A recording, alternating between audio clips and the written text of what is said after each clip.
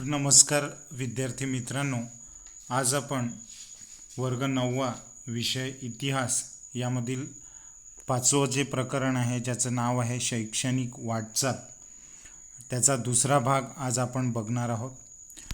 यामध्ये राष्ट्रीय शैक्षणिक धोरण 1986 या धोरणानुसार समाजाच्या बदलत्या गरजा लक्षात घेऊन प्राथमिक, माध्यमिक व उच्च माध्यमिक शिक्षणात मूलभूत स्वरूपाचे बदल घडवण्यात आले. म्हणजे काळ जसा बदलतो तसं समाजाचं स्वरूप बदलत जातं आणि या बदलत्या समाजाच्या गरजा लक्षात घेऊन त्या पद्धतीचं शिक्षण हे विद्यार्थ्यांना देण्यात यावं याकरिता माध्यमिक, प्राथमिक, माध्यमिक, उच्च माध्यमिक शिक्षणात काही मोठे बदल हे घडून आणण्यात आले. या धोरणात सर्व राज्यांकरिता किमान एक राष्ट्रीय अभ्यासक्रम सूचित करण्यात आला आणि या धोरणाअंतर्गत सर्व राज्यांकरिता किमान एक राष्ट्रीय अभ्यासक्रम सूचित करण्यात आला. म्हणजे असा अभ्यासक्रम की जो संपूर्ण देशामध्ये सारख्याच पद्धतीने शिकवला जाईल आणि त्यातून तयार होणारा विद्यार्थी हा सारख्याच ज्ञानाच्या गुणवत्तेमध्ये किंवा ज्याच्या ज्ञानाच्या गुणवत्तेमध्ये कसलाही फरक असणार नाही.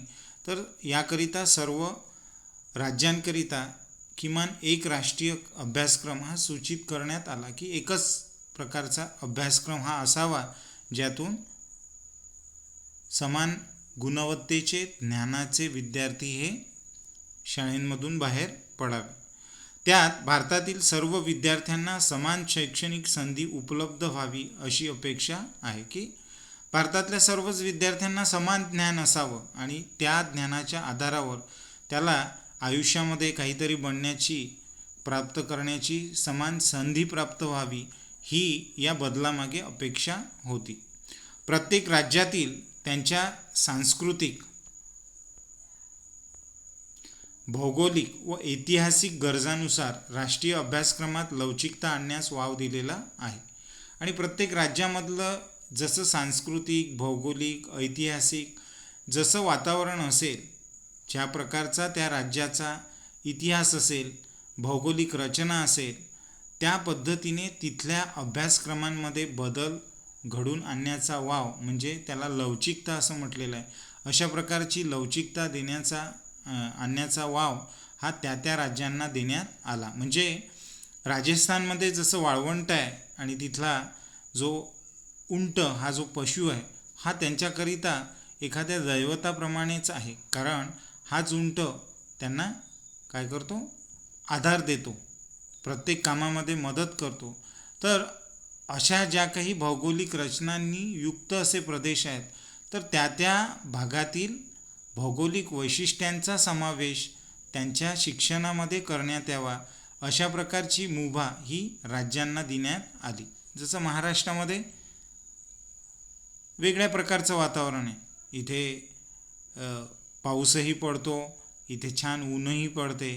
तर इथलं जे भौगोलिक वातावरण आहे, इथला जो सांस्कृतिक वारसा महाराष्ट्राला आहे, इथला जो इतिहास आहे, जसं महाराष्ट्रामध्ये शिवाजी महाराज झाले तर शिवाजी महाराजांबद्दल तिथल्या विद्यार्थ्यांना शिकवण्यात यावं, तिथल्या अभ्यासक्रमामध्ये त्यांच्यावर पाठ देण्यात यावे. म्हणजेच प्रत्येक राज्याचं जसं सांस्कृतिक, भौगोलिक आणि ऐतिहासिक वातावरण असेल, जे घटक त्या राज्यांमध्ये परिणामकारक ठरतात, तर अशा घटकांचा समावेश त्या अभ्यासक्रमामध्ये असावा अशा प्रकारची लवचिकता ही त्या राज्यांवर सोपवण्यात आली.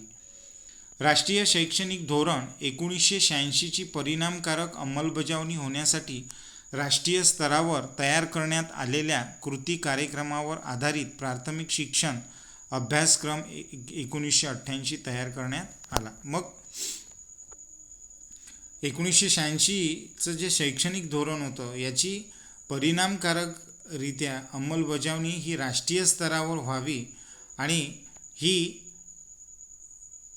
जी अंमलबजावणी आहे या शैक्षणिक धोरणाची ती कृती कार्यक्रमावर आधारित असावी, जेणेकरून प्रत्यक्षरित्या काय होईल, ग्राउंड लेवलवर योग्य पद्धतीने शैक्षणिक अभ्यासक्रम हे राबवले जातील म्हणून कृती कार्यक्रमावर आधारित प्राथमिक शिक्षण अभ्यासक्रम 1988 जो आहे तो तयार करण्यात आला. त्यानंतर आहे उपग्रहाचा वापर. 1975 शैक्षणिक कारणांसाठी उपग्रहाचा वापर करणे साध्य करण्यात भारताने यश मिळवले. इस्रोचे शास्त्रज्ञ एकनाथ चिटणीस यांनी यात महत्त्वाची भूमिका बजावली की उपग्रहाचा वापर की 1975 शैक्षणिक कारणासाठी सॅटेलाईटचा वापर करणे हे भारताला काय झालं, शक्य झालं. भारताने असा एक उपग्रहच तयार केला की ज्याचा वापर हा कशाकरिता करण्यात येणार होता, शैक्षणिक कारणांसाठी. म्हणजे मुलांना, विद्यार्थ्यांना शालेय स्तरापासून तर विद्यापीठीय शिक्षणापर्यंत त्यांना या उपग्रहाच्या माध्यमातून त्यांना शिक्षण देण्यात येणार होते. आणि यामध्ये भारताने यश मिळवले. इस्रोचे जे शास्त्रज्ञ होते एकनाथ चिटणीस यांनी यात महत्त्वाची भूमिका बजावली. पुढे आहे स्पेस ॲप्लिकेशन सेंटर. या अहमदाबाद येथील अंतरिक्ष उपयोग केंद्राच्या नेतृत्वाखाली साईट म्हणजेच सॅटेलाईट इन्स्ट्रक्शनल टेलिव्हिजन एक्सपेरिमेंट हा शैक्षणिक कारणांसाठी प्रयोग करण्यात आला. की सर्वात पहिला जो प्रयोग आहे तो स्पेस ॲप्लिकेशन सेंटर या अहमदाबाद येथील जे सेंटर आहे येथील अंतरिक्ष उपयोग केंद्राच्या नेतृत्वाखाली, ज्याचं नाव आहे साईट म्हणजेच सॅटेलाईट इन्स्ट्रक्शनल टेलिव्हिजन एक्सपेरिमेंट, हा शैक्षणिक कारणांसाठी प्रयोग करण्यात आला. की उपग्रहाच्या माध्यमातून आपण कशा पद्धतीने लोकांना शिकवू शकतो, विद्यार्थ्यांना चांगल्या पद्धतीने मार्गदर्शन करू शकतो, हा प्रयोग अहमदाबाद येथील साईट या केंद्रावरून सर्वप्रथम करण्यात आला. उपग्रहाद्वारे शिक्षण प्रणाली ही कल्पना इथून पुढे आली. की सर्वात प्रथम हा एक प्रायोगिक तत्वावर असं करण्यात आलं की आपण उपग्रहाच्या माध्यमातून सुद्धा विद्यार्थ्यांना शिकू शकतो का.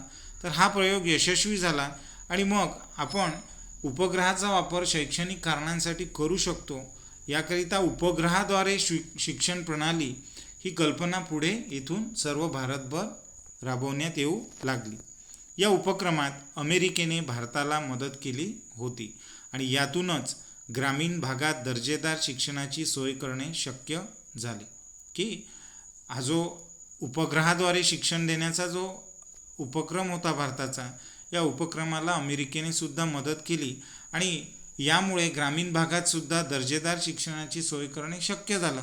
कारण जर ग्रामीण भागामध्ये एका टी व्हीची आणि एका अँटिनाची सोय असेल तर टी व्हीवर तिथला विद्यार्थी, ग्रामीण भागातला विद्यार्थीसुद्धा काय प्राप्त करू शकतो, जगभरात आणि भारतातील जे काही चांगले शिक्षक आहेत त्या शिक्षकांचे पाठ तो या उपग्रहाच्या माध्यमातून टी व्हीवर बघू शकत होता. आणि यामुळे काय म्हटलं आहे की यातून ग्रामीण भागात दर्जेदार शिक्षणाची सोय करणे हे सुद्धा काय झालं, या उपग्रह शिक्षण प्रणालीच्या माध्यमातून शक्य झालेलं आपल्याला दिसतं.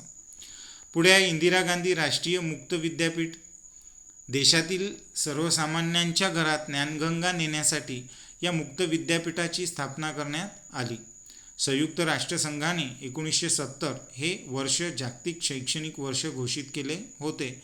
याच वर्षी भारत सरकारचे शिक्षण व समाज कल्याण खाते, माहिती व प्रसारण खाते, विद्यापीठ अनुदान आयोग व युनेस्को यांच्या संयुक्त विद्यमाने मुक्त विद्यापीठ या विषयांवर नवी दिल्ली येथे चर्चासत्र घेण्यात आले आणि या चर्चासत्रातून मुक्त विद्यापीठ स्थापन करण्याची कल्पना पुढे आली. की देशातील सर्वसामान्यांच्या घरात ज्ञानगंगा नेण्यासाठी म्हणजे देशातला प्रत्येक नागरिक हा शिकावा, कोणीही शिक्षणापासून वंचित राहू नये, म्हणजे तळागाळातल्या माणसांपर्यंत शिक्षण हे काय व्हावं, पाझरावं, याकरिता मुक्त विद्यापीठाची कल्पना ही पुढे आली आणि यातून भारतभर मुक्त विद्यापीठांची स्थापना करण्यात आली.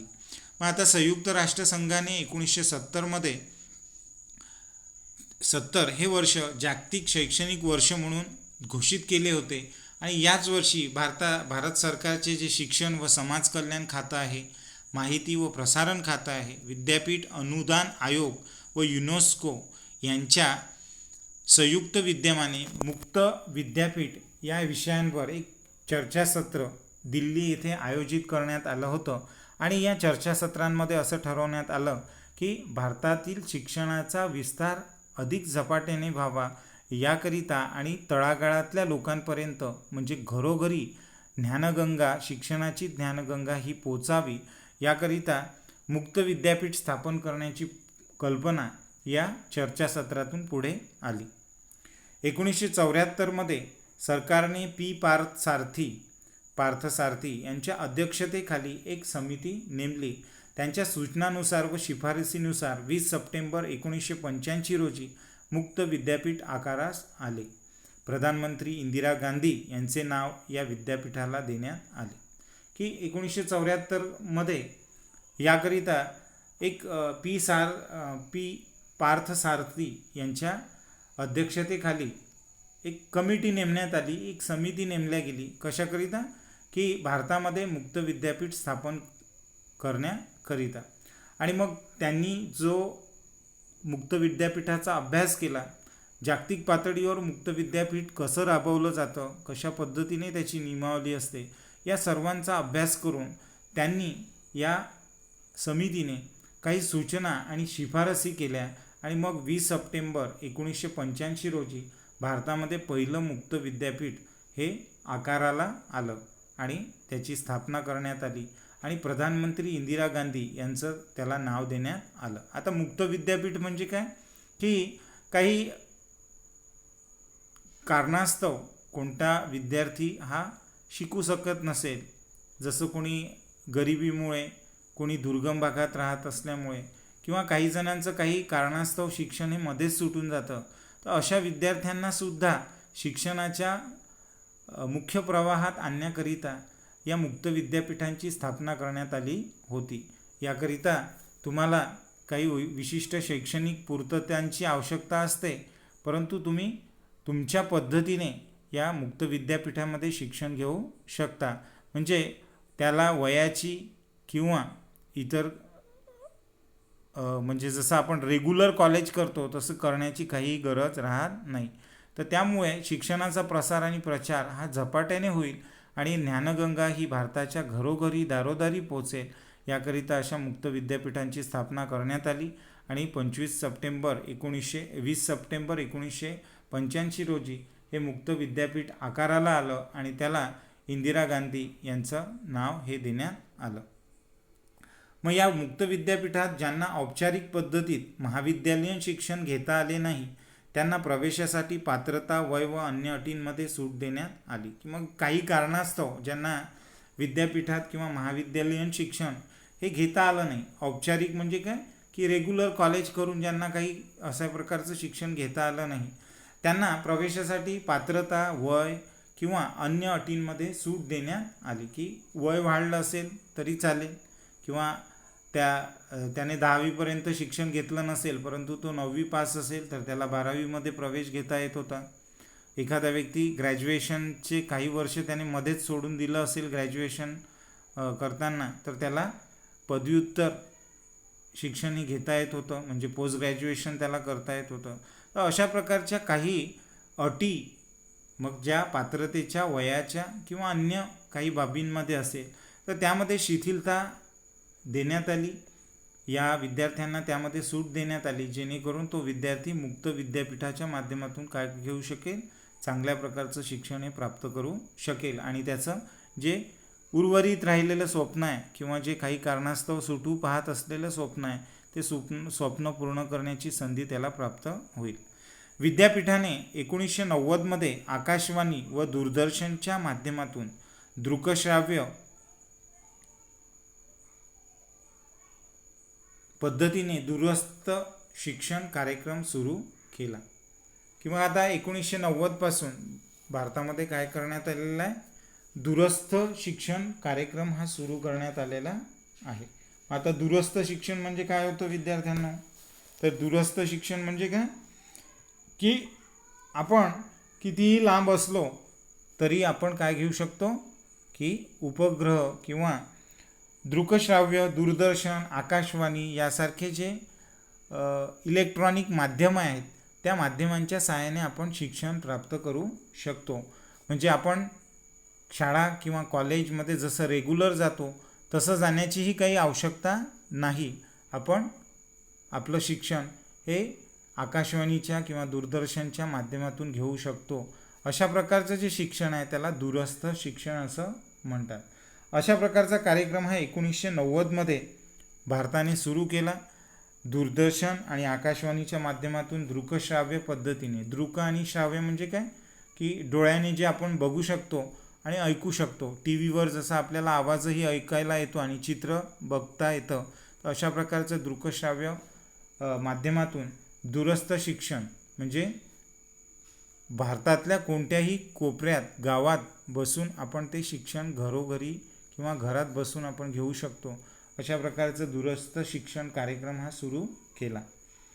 विद्यापीठाने विविध शाखांमधून 1000हून अधिक अभ्यासक्रम जे होते ते राबवले आणि मग विविध प्रकारचे 1000हून अधिक जे कोर्सेस होते ते विद्यापीठाने विविध शाखांमधून ते भारतभर राबवले आणि देशात 58 प्रशिक्षण केंद्रे. मग आता अशा प्रकारचं जे शिक्षण आहे दूरस्थ शिक्षण, ज्याला करस्पॉन्डन्स एज्युकेशन असं सुद्धा म्हणतात, तर असं एज्युकेशन हे विद्यार्थ्यांना मिळावं याकरिता देशामध्ये 58 प्रशिक्षण केंद्रे म्हणजे अशा प्रकारचे सेंटर्स उभारण्यात आले देशामध्ये आणि त्यांची संख्या होती 58.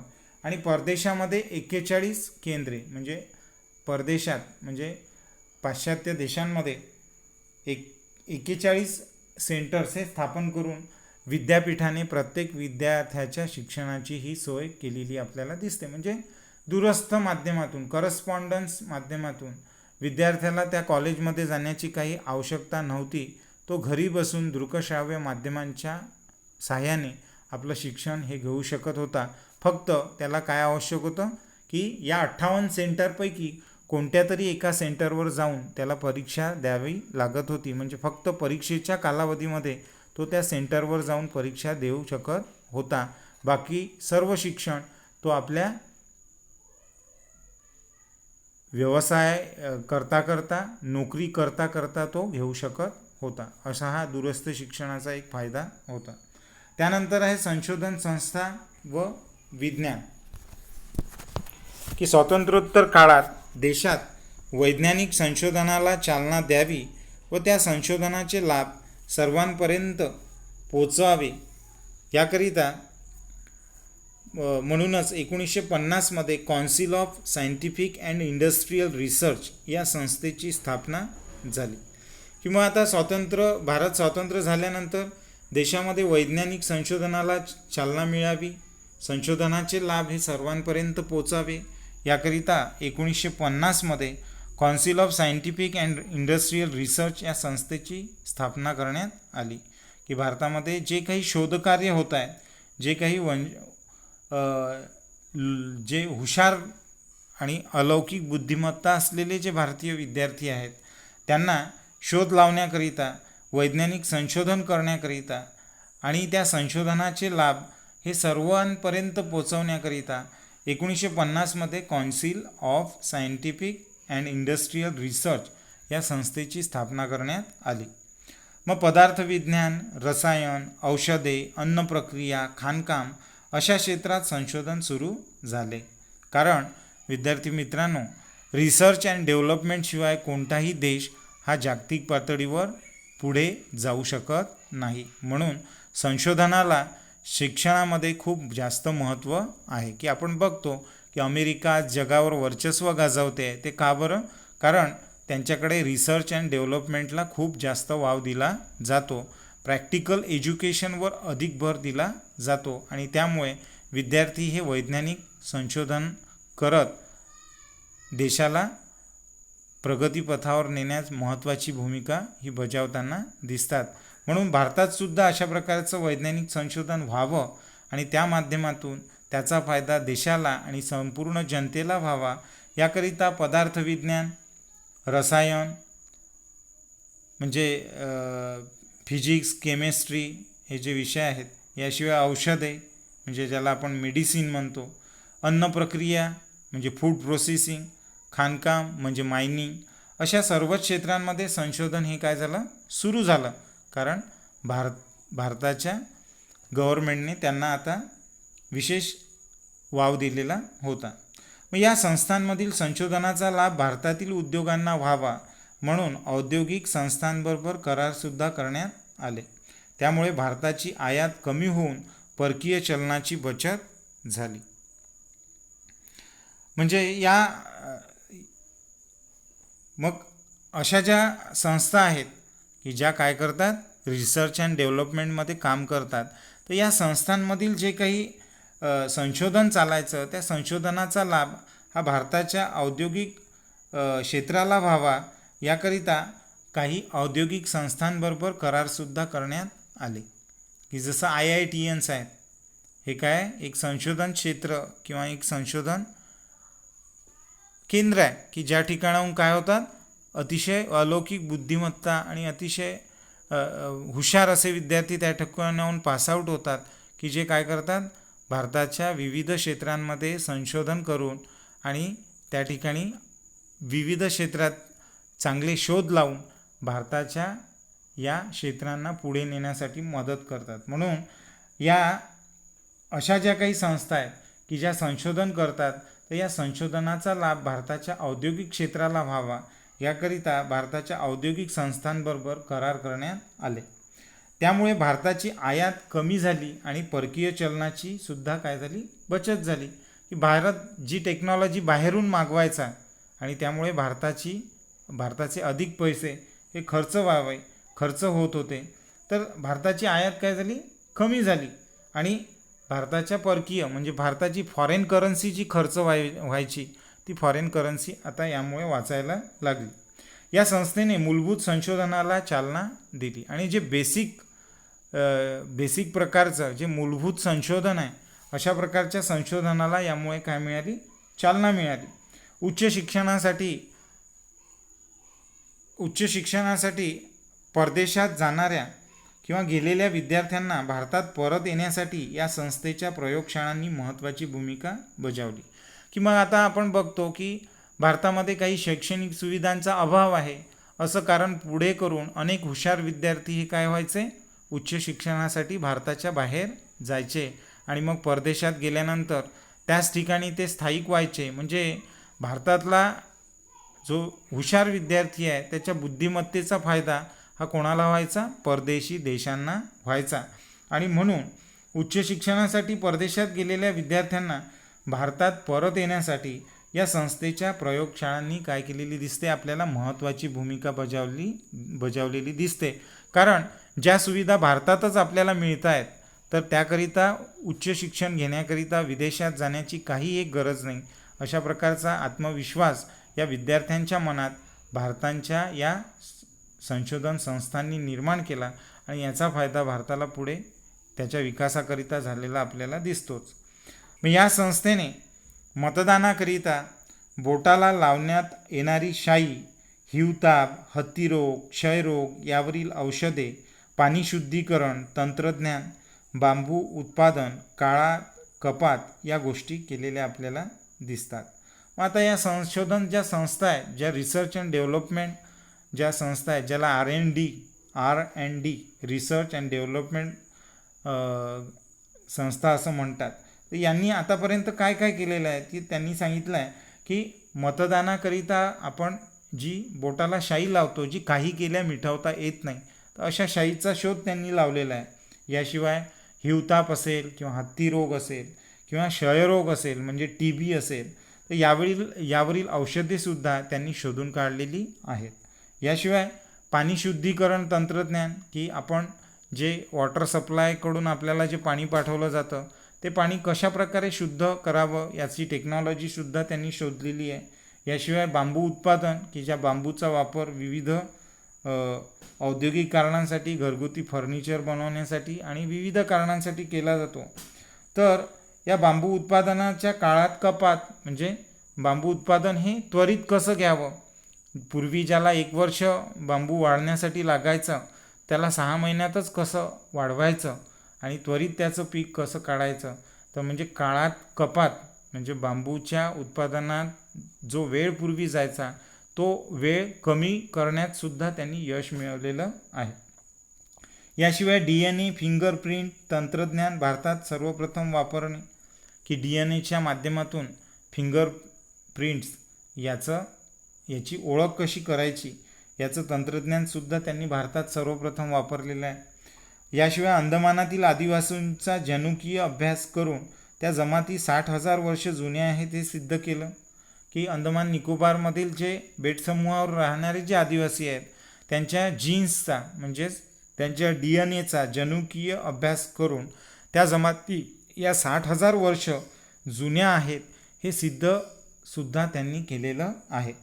याशिवाय भूकंपाची आगाऊ सूचना मिळवणे इत्यादी गोष्टी या संस्थेने केलेल्या आहेत. म्हणजेच आपल्याला भूकंप होणार आहे याची पूर्वसूचना मिळणारं यंत्रसुद्धा त्यांनी शोधून काढलेलं आहे. तर अशा प्रकारे या वैज्ञानिक संशोधन करणाऱ्या ज्या भारतातील संस्था आहे त्यांनी विविध प्रकारचं कार्य हे यशस्वीरित्या पार पाडलेलं आपल्याला दिसतं. याशिवाय पुढे त्यांनी म्हटलं आहे की कडुनिंबाचा कीटकनाशक म्हणून वापर करणे, जखम बरी करण्यासाठी हळदीचा वापर करणे, तांदळाच्या जातीसंदर्भातील स्वामित्व म्हणजे पेटंट या गोष्टींमध्ये CSIR या संस्थेने महत्त्वाची भूमिका बजावलेली आपल्याला दिसते. की कडुनिंबाचा कीटकनाशक म्हणून वापर करणे म्हणजे भारतामध्ये कडुनिंबाची झाडं ही जागोजागी आढळतात, तर त्यामध्येच एवढे औषधीय गुणधर्म शोधून काढण्याचं कामसुद्धा या संस्थेने केलेलं आहे. याशिवाय जखम बरी करण्यासाठी हळदीचा वापर कसा करता येतो हे सुद्धा यांनी शोधून काढलं आहे. तांदळाच्या जातीसंदर्भातील स्वामित्व म्हणजे संपूर्ण ज्या विविध प्रकारच्या तांदळाच्या जाती आहेत त्यांचं पेटेंट घेण्याचं कामसुद्धा कोणी केलेलं आहे, या संस्थांनी केलेलं आपल्याला दिसून येतं. एवढं महत्त्वपूर्ण कार्य या संशोधन संस्थांनी केलेलं आहे. आणि या सर्व गोष्टींमध्ये CSIR या संस्थेने महत्त्वाची भूमिका बजावलेली आहे.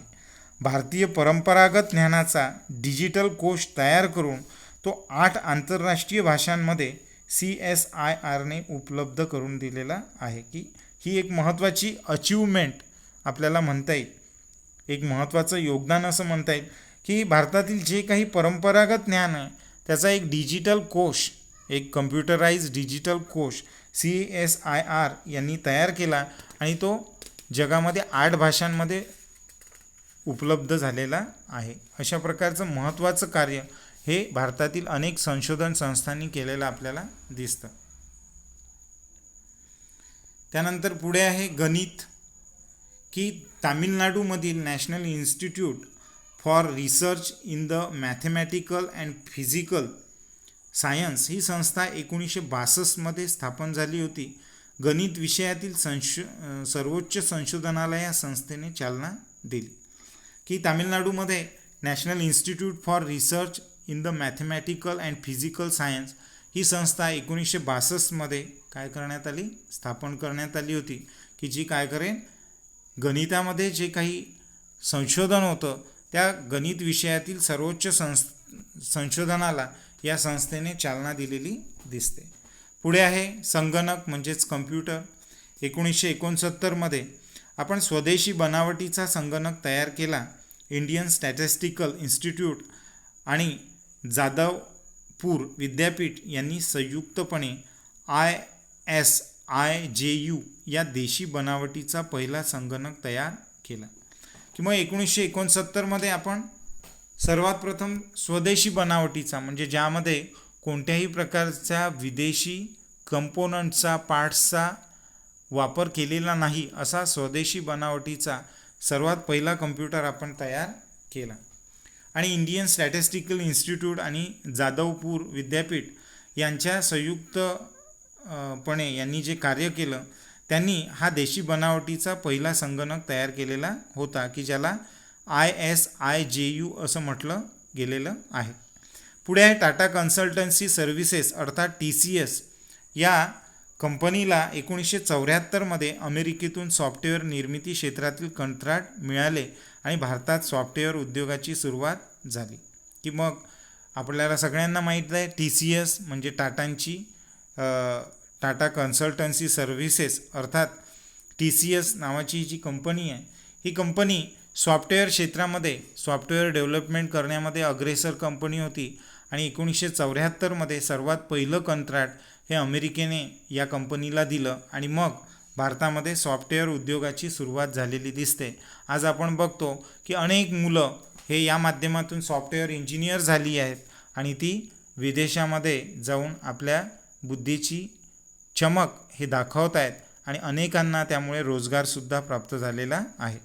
संगणकामुळे शास्त्रीय संशोधनाचा वेगसुद्धा वाढलेला आपल्याला दिसतो, कारण कम्प्युटर हा अनेक प्रकारचे मॅथमॅटिकल्स इक्वेशन्स हे खूप फास्ट आणि कोणत्याही प्रकारची माहिती हा त्वरित आपल्याला देऊ शकतो आणि यामुळे शास्त्रीय संशोधनालासुद्धा काय मिळालेलं आहे, एक प्रकारचा वेग त्याचा वाढलेला आहे.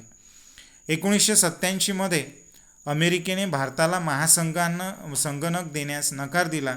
तेव्हा राजीव गांधी सरकारने स्वतःच महासंगणक विकसित करण्याचा निर्णय घेतला होता आणि 1988मध्ये केंद्र सरकारने पुणे येथे centre for development and advance computing म्हणजे CDAC या संशोधन संस्थेची स्थापना केली होती.